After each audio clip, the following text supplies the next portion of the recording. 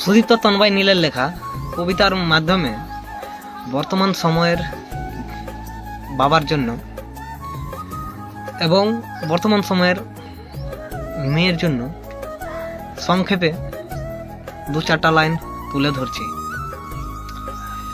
একজন বাবা তার মেয়েকে বলছে, কন্যারে তুই চোখের মণি, চোখের কোণে জল, কন্যারে তুই হাতটি ধরে আমার সাথে চল। একজন বাবা তার মেয়ের শরীরের পোশাক জোগাতে জোগাতে গাধার মতো খেটে গেল, কিন্তু বর্তমান সময়ের মেয়ে কিছু তার প্রেমিকের মন জোগাতে শরীরের পোশাক নামিয়ে দিল।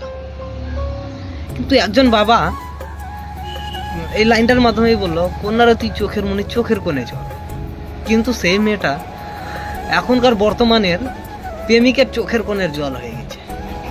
কিন্তু বর্তমান সময়ের মেয়ে এখনো অনুভব করলো না তার বাবা কি উদ্দেশ্যে এই কথা বলেছে।